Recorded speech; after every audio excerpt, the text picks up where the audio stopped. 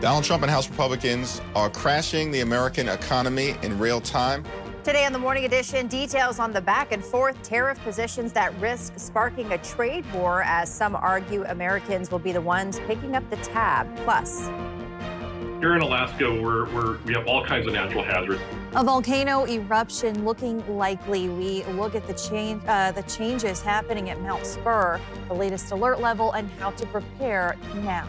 And later, a tiny newborn at a British zoo already stealing hearts, and soon it might be stealing the dance floor. This little lemur comes from a family known for their fancy footwork as the Morning Edition starts now. Oh, stop cute. it. Just a tiny baby lemur. Climbing all over Mom. She's like, okay, now. But yeah, good morning. Yes, I know. Food. But the big news, aside from the baby lemur, hello. Yeah, we've got that winter. snow. I mean, we're waking up. Last night we went to bed. Many of us, we did see that light snow, and we're waking up this morning to some additional accumulation. This is overperforming. I was expecting to see anywhere from a trace to about less than a half inch. But as far as this morning, we're already seeing anywhere from about 1 to 3 inches of that snow accumulation. And we are expected to see even more snow accumulation as we welcome in the remainder of this morning hours. So far this morning, we have seen about 3.7 inches of snow accumulation in West Anchorage. 25 degrees currently is what we're sitting at across the Anchorage Bowl. We are expected to see, again, that light snow gradually coming to an end. We've got 26 in Talkeetna, 13 degrees in Eureka, 15 in Golconda. Now, the bands of some snow, those set up overnight from Valdez west out towards the Anchorage Bowl. Not everyone has seen this band of some snowfall. As you head into parts of the valley this morning, we may have just seen some flurries. Little to no accumulation has occurred as you head north of about Thunderbird Falls. We are going to continue to hold on to this chance for some snow through the remainder of the morning hours. And that snow total forecast showing that here over the next couple of hours, we could see an additional 1 to 2 inches across western parts of South Central. There is a winter weather advisory that remains in effect until 9 a.m. this morning. Now, in addition to the snow, we're also keeping our eyes on Mount Spurr. Of course, we're also seeing Great Sitkin that remains up under a watch, but Spurr still sitting up under that advisory criteria. Now, some new information we were seeing yesterday, new magma has intruded the Earth's crust. This is most likely going to lead to an explosive eruption like we did see back in 1953 and 1992. That is the most likely outcome. Now, the questions remaining with this is the timing of that eruption, when and if it will occur, how much ash we'll see, and of course, the wind direction will greatly depict on where we're going to see some of that greatest ash fall, when and if this eruption does occur. Of course, we'll continue to monitor that situation. You can read more about that story on our website at alaskasnewssource.com. I'll have more on that forecast for you coming up. What we've been doing is really taking a look at what the realistic outcomes of a eruption are, and what are some of the things people should do if an eruption does take place.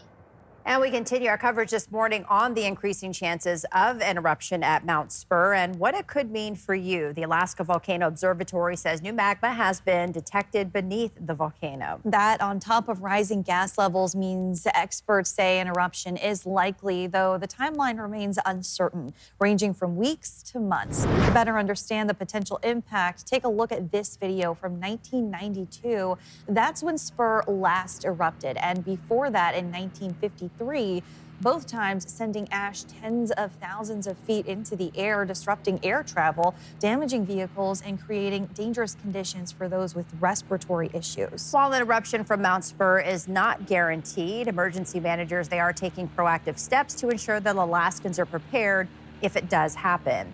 Multiple agencies, they are working to get critical information out, including how to stay safe if ash starts falling and ways to protect your homes and, of course, your property. Olivia Nordyke has been digging into what Alaskans can do right now to be ready. All disasters start locally, and then we move to a statewide response and then a federal response if that's necessary. The Department of Homeland Security and Emergency Management in Alaska is compiling information about how to react if and when Mount Spurr's eruption results in an ash fall. I would hope that Alaskans would just kind of pay attention to the situation, understand the risk and threat, And then if there is some type of eruption, just to kind of take the appropriate steps to protect themselves. Emergency preparations can be divided into before, during, and after ashfall, where experts with the Red Cross tell us it's best to avoid any contact with the ash as it's falling and after the eruption. Some general recommendations that we have for the public, no matter if you have respiratory issues or not, perhaps having some air purifiers ready for your home, making sure that you have an N95 mask, long sleeves, long pants, goggles, some sort of face covering if you do have to venture out for whatever reason. While the active ashfall will make traveling by plane, car, and foot difficult, experts say the remaining fallen ash will require precaution, but will become a fact of life. The ash is going to be around for a while, and there's going to be periods where vehicles can kick that ash up, and there may be winds that come through, and that air quality is going to degrade once again. So if there's an eruption, the ash is something that we're going to have to live with for a little bit of time. And so we want people to be aware of the threat, take precautions to protect themselves. Olivia Nordyke, Alaska's news source. An eruption is becoming more likely, but it's not certain. All the officials Alaska's news source spoke with say the best course of action is making sure you know what to do and have a plan in mind.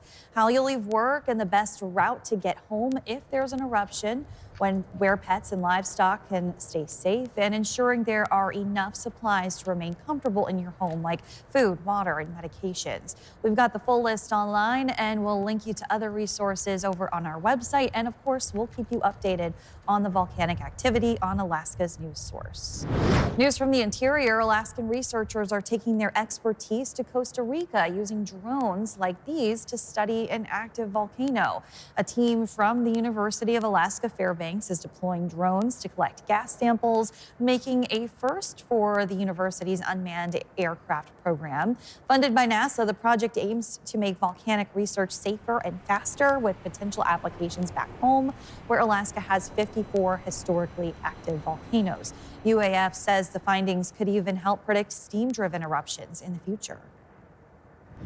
Turning to Capitol coverage, in a 24-16 vote, House Bill 69, which proposes a $1,000 increase to the base student allocation, passed the House. The bill also includes additional increases through 2028, adding about $250 million annually to K-12 school funding if signed into law. While supporters call it a necessary investment in Alaska's future, opponents raised concerns about where the funding will come from. I urge support for this bill, and then let's move on to building the businesses and the communities that will then welcome the graduates of our great schools. I will say that there are two ways to pay for this bill, Mr. Speaker. If you vote yes, you're either going to murder the rest of the PFD or you're going to tell folks you're going to tax people. I'm interested to hear which one we're going to do to fund this, because right now we're about to write a check we can't cash, and it's going to bounce on the other end. The bill will now move to the Senate for a final vote. New fallout over education at the federal level as well. More than 1,300 workers cut as President Trump makes good on his promises to eliminate the Department of Education. This is representatives from Canada head to Washington today to try to bring down the temperature in an escalating trade war. Alice Barr has what's new this morning. Concern and confusion over the Trump administration's deep cuts to the Department of Education, slashing its workforce in half. While schools are largely funded and run at the state and local level, the federal education department protects students with disabilities, investigates discrimination cases, and helps low-income school districts. This retired teacher outraged. Without the Department of Ed, there's a lot of America, especially rural America, where kids aren't really going to have a chance to break out of poverty. Sharia Smith lost her job in Texas at one of 6 regional offices education officials say were shut down. My family is now trying to figure out how we overcome the loss of my income. President Trump wants to abolish the education department, though that would take an act of Congress. He defended the mass firing, saying this without evidence. I feel very badly, but many of them don't work at all. Wyoming superintendent of public instruction among those celebrating the changes. Streamlining those funds to the states and putting us back in charge of our kids. Even as protests against the Department of Government efficiency grow across the country, also escalating the Trump trade war. The United States of America is going to take back a lot of what was stolen from it by other countries. With top allies retaliating against the president's new tariffs on global steel and aluminum imports. The European Union announcing tariffs on everything from American beef to bourbon and Harley-Davidson motorcycles. Canada slapping 25% tariffs on billions of dollars worth of American goods as the U.S. and Canada prepare for trade talks today. On government shutdown watch, the Senate's top Democrat said his members will not support a House-passed government funding bill, blaming Republicans for taking no input from Democrats and proposing a clean 1-month extension instead. Unclear if the two sides can agree before the government shuts down tomorrow night. In Washington, Alice Spurr, NBC News. Now, yesterday, the president was asked about the mass firings of federal workers, including at the Department of Education. He conceded that he does feel bad for some of those fired before reiterating his claim that some employees were not showing up to work. And Veterans Affairs Secretary Doug Collins told Fox News this week the department is looking at laying off about 80,000 employees in a massive reorganization this summer. Coming up next, a safe haven for newborns. Anchorage officials are considering baby surrender boxes. Could this life-saving option become a reality? And what it would mean for parents in crisis after the break. We've got a winter weather advisory for the Anchorage Bowl until 9 a.m. this morning for some additional light snow accumulation. I'll let you know how much we've seen as well as a look ahead to the weekend. But first, sunrise, 8:21 in Anchorage, 7:17 in Juneau. Your full forecast is next. March's full moon is called the worm moon, and it's extra special because it'll be a total lunar eclipse, the first in nearly 3 years to be visible across the U.S. Tonight, the moon will bear a striking red color. A total eclipse happens when the moon is full and aligns perfectly with the Earth and Sun. Unlike a total solar eclipse, this celestial event doesn't require special eyewear. Of course, if you can see it through the snowflakes that we've been having, and it's just odd, Right. Aaron, to say snowflakes. Yeah, I mean, we're talking about the most snow that we've seen in nearly 4 months for the Anchorage Bowl. Now, as far as that lunar eclipse, we will see that potential for parts of South Central. That all hinges on our cloud coverage into the evening hours. We'll have the timing on that and what to expect with that lunar eclipse coming up after that next commercial break. But as far as what we've seen so far this season, 33.6 inches of snow accumulation has occurred. Now, that does not include today's amount, which as of about 4 a.m. was 3.7 inches out at West Anchorage. This is an overperforming storm. Was not expecting to see this much, but we are waking up with nearly 4 inches of snow accumulation. This is the highest storm total for Anchorage since November 15th. Not only that, but this is the most snow on the ground since January 17th. And last year, we still saw nearly 3.5 times as much snow with 121.5 inches that we did see last year through this same time period. Now, while it is fairly quiet across a large portion of Alaska, we are waking up this morning to that light snow through the Anchorage Bowl, out through parts of Prince William Sound. Not everyone has seen this snowfall. If you're waking up in the valley this morning, you're like, hey, we've just seen some flakes that have been occurring through the overnight. It's here in the Anchorage Bowl where we've seen the bulk of that precipitation that has been occurring really for the past several hours. This is a 12-hour time lapse, and you can see just how those bands of snow, they've been pulling in over the Chugach and Kenai Mountains and then right on top of the Anchorage Bowl. That's why we've seen significantly higher amounts. Of course, we've had numerous ingredients that have come together in our upper level environment as well as here at the surface that provided the best opportunity for that snow accumulation that we did see. That does taper off throughout the morning hours. That winter weather advisory expires by 9 a.m. Into the evening, we could still see some light snow across the western Kenai and parts of the Susitna Valley.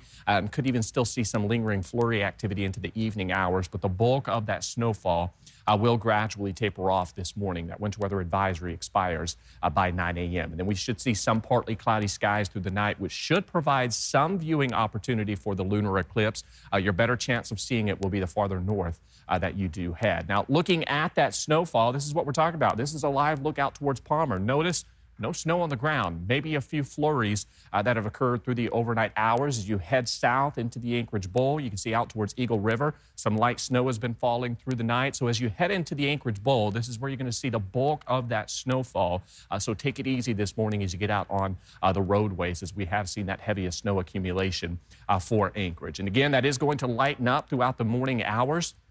We'll still see some light flurry activity into the afternoon with some additional light accumulation and the possibility we could still see some snow showers into the evening. But again, the bulk of that activity tapers off this morning. 30s out towards southeast with some light wintry mix possible as you head out towards Ketchikan. We do have that light snow tapering off across the Kenai out towards Prince William Sound, 33 in Valdez, 32 degrees in Golcana. The valley seeing that chance for some flurries, nowhere near as decent of a chance as what we've seen here in Anchorage. Those temperatures warming into the mid-30s for you. Slightly cooler weather is what we're forecasting the next couple of days. Check out the weekend early next week. We drop back down near freezing. We are watching a chance for some snow this weekend. How long will this snow stick around? Well, likely won't see any significant melting until next week when those temperatures warm back near 40. All right, thanks, Aaron.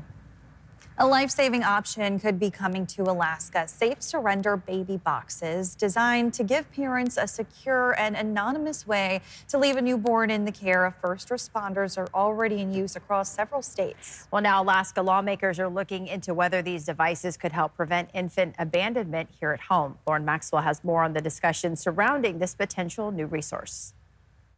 And these baby boxes, they offer so much love on the other side of this door. Indiana was the first state to allow safe baby boxes at places like fire stations. The climate-controlled incubators send a silent alarm to first responders when a baby is placed inside.